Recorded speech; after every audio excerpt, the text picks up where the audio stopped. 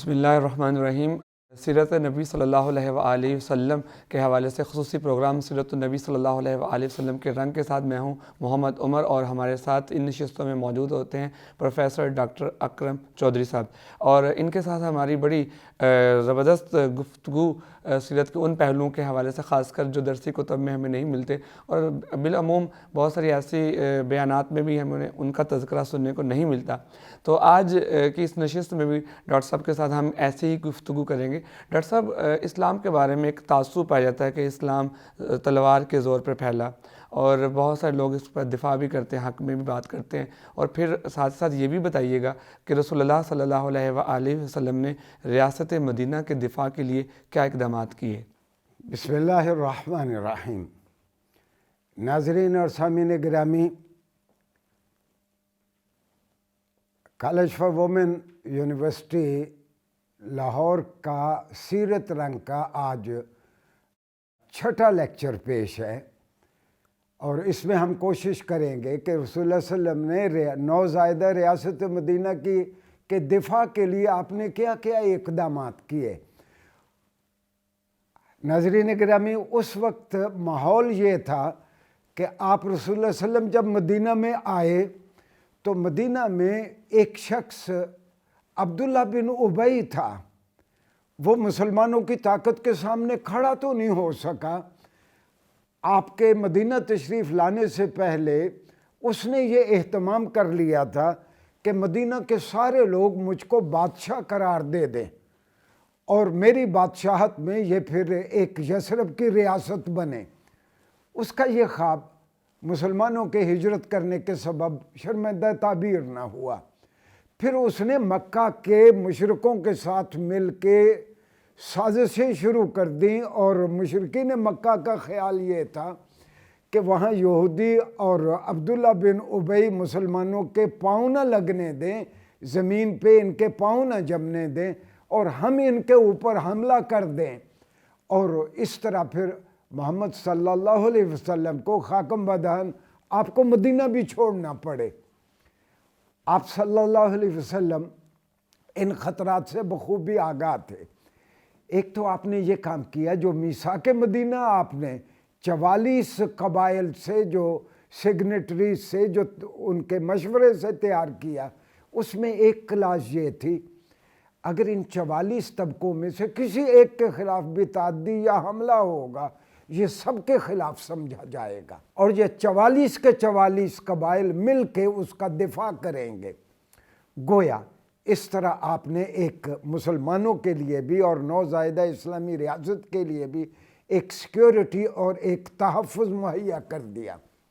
اس کے باوجود یہ شرار ابو لہبی تو ہمیشہ سے استیزا کار ہے۔ آپ حیران ہوں گے کہ مدنی زندگی میں رسول اللہ صلی اللہ علیہ وسلم کی مشرکین کے ساتھ اور دشمنوں کے ساتھ جو آرمڈ سکفلز ہوئیں، جو لڑائیاں ہوئیں، وہ 81 تھی، 81، یعنی جو مسلح تصادم ہوئے، جو مسلح لڑائیاں ہوئیں، وہ 81 تھیں۔ ایک ایسی لڑائی جس میں رسول اللہ صلی اللہ علیہ وسلم خود شریک نہ ہوں، باقی صحابہ مسلمانوں کی فوج جائے، اس کو ہماری اصطلاح میں سریہ کہتے ہیں۔ سریہ، سین رے یہ ہے یا سریہ، اور جس میں رسول اللہ صلی اللہ علیہ وسلم خود شریک ہوں، اس کو غزوہ کہتے ہیں۔ آپ غزوہ بدر، غزوہ احد، یعنی ایسی جنگیں جس میں رسول اللہ صلی اللہ علیہ وسلم نے خود حصہ لیا ہو، وہ غزوہ کہلاتی ہے۔ آپ حیران ہوں گے کہ ان 81 جنگوں میں 57 میں 57 میں خود رسول اللہ صلی اللہ علیہ وسلم نے حصہ لیا۔ بھئی جب تک جرنیل اور کمانڈر خود ساتھ نہیں ہوگا، لوگ کس طرح لڑیں گے؟ البتہ حیران کن یہ ہے، اور تاریخ عالم ایسی کوئی مثال نہیں دے سکی، کہ ان 11 سالوں میں 81 جنگوں میں کل جو دونوں طرف سے جو انسانی جانوں کا نقصان ہوا، یہ سلیمان منصور پوری بہت تحقیق کے بعد لکھتے ہیں کہ وہ کل 1180 لوگ کام آئے، یعنی مسلمان جو شہید ہوئے ان ساری جنگوں میں، اور کفار جو قتل ہوئے ان ساری جنگوں میں.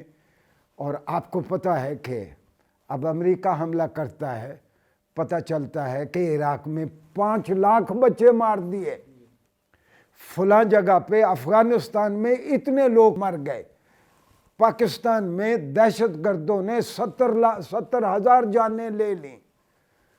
ان 11 سالوں میں، رحمت للعالمین کے 11 سالوں میں، پورا جزیرۃ العرب آپ کے زیر نگیں ہو گیا، اور ٹوٹل لاس آف لائف جو تھا وہ 1180 تھا دونوں طرف سے.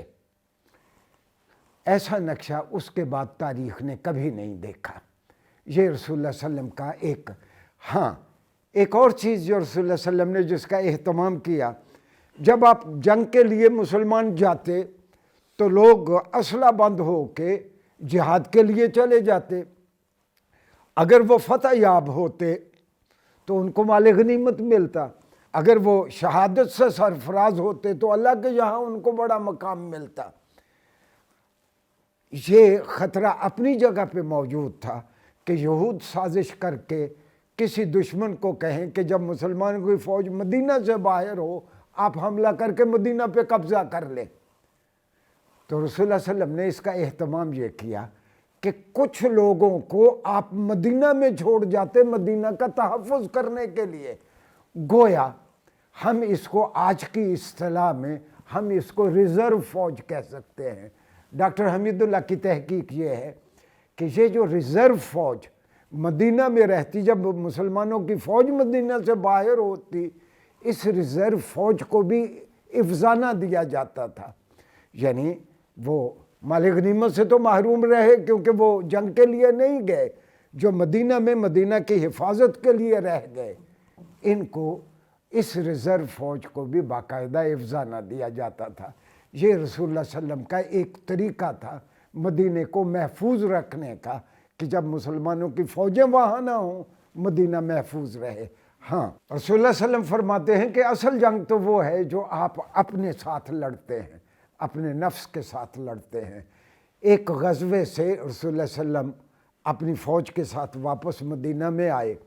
مدینہ میں داخل ہونے سے پہلے رسول اللہ صلی اللہ علیہ وسلم نے لوگوں سے کہا جئت من الجہاد الاصغر الی الجہاد الاکبر. بھئی آپ چھوٹے جہاد سے اب بڑے جہاد کی طرف آ رہے ہیں، چھوٹے جہاد سے آپ بڑے جہاد کی طرف آ رہے ہیں. صحابہ کرام ڈر گئے کہ پتہ نہیں مدینہ پہ باہر سے آ کے کسی قوت نے قبضہ کر لیا ہے جو رسول اللہ صلی اللہ علیہ وسلم فرما رہے ہیں کہ تم چھوٹے جہاد سے بڑے جہاد کی طرف آ رہے ہو. انہوں نے پوچھا کہ آپ مدینہ پہ قبضہ ہو گیا ہے؟ آپ نے کہا نہیں، جب آپ حالت امن میں ہوں گے، جب آپ اپنے گھر میں اپنے بچوں کے ساتھ آرام سے بیٹھے ہوں گے اور آپ کے پاس کوئی اختیار بھی ہوگا تو آپ کو سب سے بڑی جنگ اپنے نفس کے ساتھ لڑنا ہوگی. اسے رسول اللہ صلی اللہ علیہ وسلم نے جہاد اکبر قرار دیا. تو دراصل سیرت سے ہمیں سبق یہ ملتا ہے، اگر کسی کے ہاتھ میں طاقت ہے، اگر کسی کے ہاتھ میں کوئی پاور آ گئی ہے تو پھر وہ اس کا اس طرح استعمال کرے جس طرح رسول اللہ صلی اللہ علیہ وسلم نے کیا. بہت بڑے بڑے دشمن، آپ کی جان کے دشمن، جب آپ مکہ مکرمہ میں تشریف لے گئے فاتح کی حیثیت سے، میں نے جس طرح ایک پہلے لیکچر میں عرض کیا تھا کہ وشنو پران میں لکھا ہے کہ 10,000 سپاہیوں کے ساتھ وہ شخص اپنے ہی گھر کو فتح کرے گا اور اس کی رتھ کو اونٹ کھینچ رہے ہوں گے. رسول اللہ صلی اللہ علیہ وسلم قصبہ پر بیٹھے عاجزی کے ساتھ اللہ کے حضور اس کا شکر ادا کرتے ہوئے جھکی ہوئی گردن کے ساتھ آپ اپنی اونٹنی قصبہ پہ بیٹھے ہیں، فاتح کی حیثیت سے مکہ میں داخل ہو رہے ہیں، اور آپ لوگوں کو کہتے ہیں کہ جو آدمی بھی اپنا دروازہ بند کر لے وہ امان میں ہے. گویا آپ مسلمان فوج کو حکم دیتے ہیں کہ کسی کی پرائیویسی کو متاثر نہ کیا جائے، کسی کی پرائیویسی کو متاثر نہ کیا جائے. یہ احترام آدمیت ہے. اور جب آپ بیت اللہ کے سامنے کھڑے ہوتے ہیں تو کفار ڈرے ہوئے ہیں کہ پتہ نہیں اب ہمارے ساتھ کیا سلوک ہوگا. تو رسول اللہ صلی اللہ علیہ وسلم فرماتے ہیں آج میں تمہارے ساتھ وہی معاملہ کروں گا جو میرے بھائی یوسف نے اپنے بھائیوں کے ساتھ کیا تھا. لا تثریب علیکم اليوم انتم الطلقاء، کوئی پکڑ نہیں ہے، میں تم سب کو معاف کرتا ہوں، تم سب آزاد ہو. اسلام تلوار سے نہیں پھیلا، اسلام اس اعلیٰ اخلاق سے پھیلا. اگر اسلام تلوار سے پھیلا ہوتا تو بر صغیر پاک و ہند سارے کا سارا مسلمان ہوتا. یہاں تو جب پاکستان اور ہندوستان انگریز بر صغیر پاک و ہند کو چھوڑ کے گیا، اس وقت بھی مسلمان 25 سے 30% تھے. اسلام اگر تلوار سے پھیلا ہوتا تو مسلمان 800-900 سال حکومت کرتے رہے. مسلمانوں نے تو ان کو زبردستی سب کو مسلمان کر لیا ہوتا. تو ایک مثال نہیں ہے، جہاں بھی مسلمان گئے ہیں انہوں نے کبھی کسی کو اسلام قبول کرنے پہ مجبور نہیں کیا. اور رسول اللہ صلی اللہ علیہ وسلم نے جنگ کے بھی نئے قواعد متعارف کروائے. عزیز بچوں، اس سے پہلے تو جنگ اس طرح ہوتی تھی، جو فاتح قوم ہوتی تھی دشمن کے شہروں کے شہر جلا دیتی.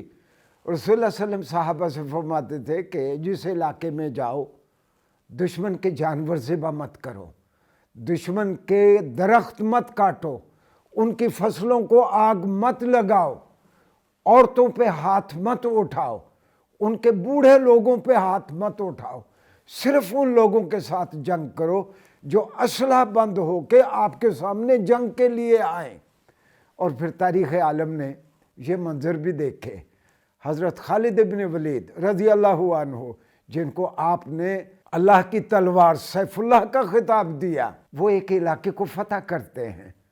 جب مسلمانوں کی فوج دشمن کے علاقے میں داخل ہو رہی ہے، چونکہ لوگوں کی پرائیویسی کا احترام لازمی قرار دیا گیا تھا، کسی کے گھر میں بغیر اجازت داخل ہونے کا تو سوال ہی نہیں ہے، تو مفتوحہ شہر کی بچیاں، عورتیں اپنے گھروں کی منڈیروں پہ کھڑی ہو کے مسلمان فوج کو شہر میں، فاتح فوج کو شہر میں داخل ہوتے دیکھ رہی ہیں. تو آپ کا جو اکاؤنٹنٹ تھا اس فوج کا، اس نے اس علاقے سے خراج بھی اکٹھا کر لیا. خراج اس لیے اکٹھا کرتے تھے کہ ان لوگوں کو سوشل سیکیورٹیز مہیا کی جاتی تھی. خدا کا کرنا کیا ہوا کہ حکمت عملی ایسی بنی کہ خالد بن ولید کو اس علاقے سے وڈرا کرنا پڑا. بھئی اگر اس علاقے سے وڈرا کیا ہے تو وڈرال کے بعد تو مسلمان ان مفتوحہ علاقوں کو سوشل سیکیورٹیز نہیں دے سکتے. تو خالد بن ولید نے حکم دیا کہ جن جن لوگوں سے جو خراج لیا ہے ان کو واپس کر دیا جائے. وہ واپس کیا گیا. تو تاریخ عالم نے یہ منظر کسی اور قوم میں نہیں دیکھا. تو یہ جو لوگوں کا دعویٰ ہے کہ تلوار کے ذریعے پھیلا، نہیں، یہ اخلاق کے ذریعے پھیلا، یہ احترام آدمیت کے ذریعے پھیلا. میں اس کی ایک اور مثال دیتا ہوں. 1492 میں مسلمانوں کو اسپین سے نکال دیا گیا، یہودیوں کو بھی نکال دیا گیا. چونکہ مسلمان دیگر مذاہب کا احترام کرتے تھے، اسپین سے جتنے یہودی نکالے گئے وہ کسی عیسائی ملک میں جا کے نہیں بسے، وہ مسلمانوں کے علاقوں میں آ کے بسے. شکریہ جی. انشاءاللہ آئندہ ہم جائزہ لیں گے کہ رسول اللہ صلی اللہ علیہ وسلم نے حکمت عملی دفاع کے لیے کیا کیا اختیار کی، اور ریاست مدینہ کے دفاع کے لیے آپ نے کون کون سے نئے انتظامات کیے. شکریہ. ڈاکٹر صاحب بہت شکریہ، آپ نے بہت احسن طریقے سے ہمارے ناظرین اور سامعین کو بتایا کہ اسلام تلوار کے زور پر نہیں بلکہ اعلیٰ انسانی اقدار کے فروغ پر پھیلا. اسی کے ساتھ پروگرام سیرت النبی صلی اللہ علیہ وسلم کے رنگ سے مجھے اور ڈاکٹر صاحب کو دیجیے اجازت، اور دیکھتے رہیے ویب ٹی وی LCWU.